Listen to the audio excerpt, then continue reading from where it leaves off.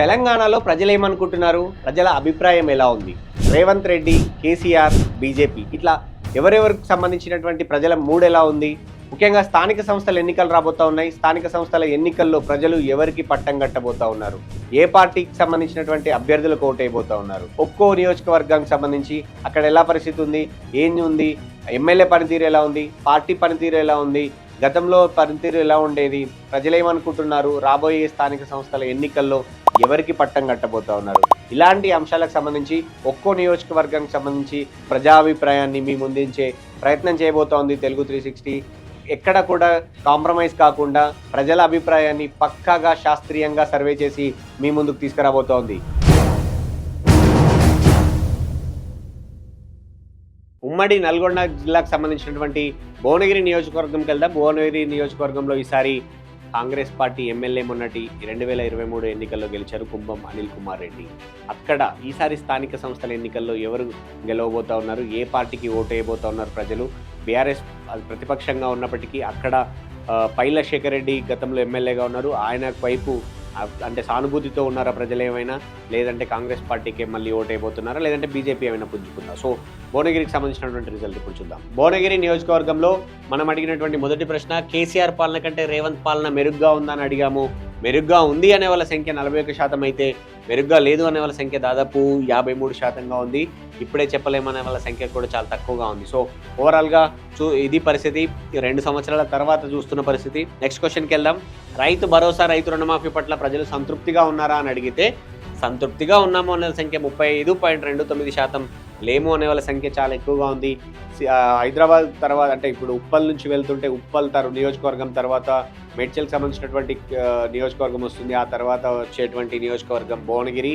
అలాంటి చోట రైతులకు సంబంధించినటువంటి అభిప్రాయం ఇది. సో అన్ని నియోజకవర్గాల్లోనే ఇక్కడ కూడా రైతులు అదే సమస్యను ఫేస్ చేశారు అనేటైతే చాలా స్పష్టంగా కనపడింది. నెక్స్ట్ క్వశ్చన్కి వెళ్దాం.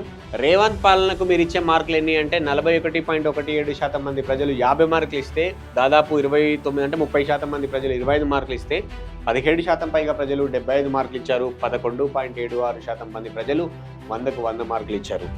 నెక్స్ట్ క్వశ్చన్కి వెళ్దాం. ఉద్యోగాలకు సంబంధించి కీలకమైనటువంటి క్వశ్చన్. ఉద్యోగాల కల్పనలో కేసీఆర్ కంటే రేవంత్ బెటర్ అనుకోవచ్చా అని అడిగితే అవును బెటర్ అనే వాళ్ళ సంఖ్య ఎంత ఉందో, కాదు అనే వాళ్ళ సంఖ్య కూడా అంత ఉంది. అంటే ఆయన కంటే గొప్ప అంటే ఇద్దరే అనే వాళ్ళ సంఖ్య. అంటే జనరల్గా అభిప్రాయం చెప్పేటప్పుడు ప్రజలు ర్యాండమ్ శాంపుల్స్ తీసుకునేటప్పుడు ఇద్దరు అంతే అన్నట్టు ఉంది. అంటే తెలంగాణ వస్తే మాకు ఉద్యోగాలు వస్తాయి, ప్రభుత్వ ఉద్యోగాల్లో మాకు ఎక్కువ వస్తాయని అయితే ఇప్పుడు అట్లాంటి సెంటిమెంట్ ఎక్కువగా ఉండేను.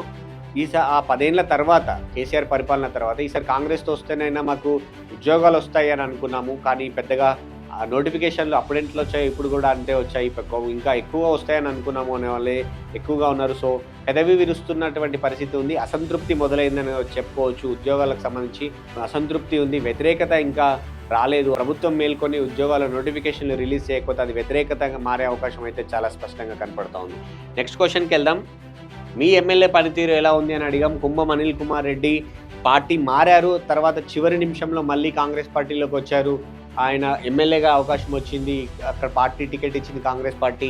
సో అక్కడ కుంభం అనిల్ కుమార్ రెడ్డికి సంబంధించినటువంటి క్వశ్చన్ చూసాం. మీ ఎమ్మెల్యే పనితీరు ఎలా ఉందని మనం భువనగిరి నియోజకవర్గ ప్రజలను అడిగితే బాగోలేదు అనే వాళ్ళ సంఖ్య 35.29% అయితే, బాగుంది అనే వాళ్ళ సంఖ్య దాదాపు 30%.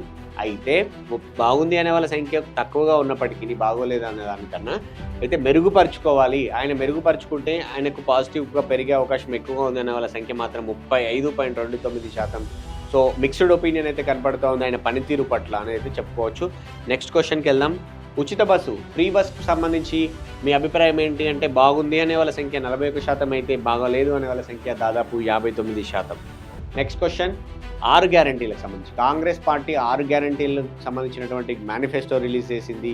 సో అది అమలు అయ్యిందా, సక్సెస్ అయ్యిందా అమలు చేయడంలో అని అంటే అయ్యింది అనే వాళ్ళ సంఖ్య 32%. కాంగ్రెస్ పార్టీ 6 గ్యారంటీలు అన్నిటినీ కూడా అమలు చేస్తుంది, మాకు ఆ నమ్మకం ఉంది అనే వాళ్ళ సంఖ్య 38% అయితే, లేదు కాలేదు చేయలేకపోతుంది అనే వాళ్ళ సంఖ్య 29%గా ఉంది. నెక్స్ట్ క్వశ్చన్కి వెళ్దాం.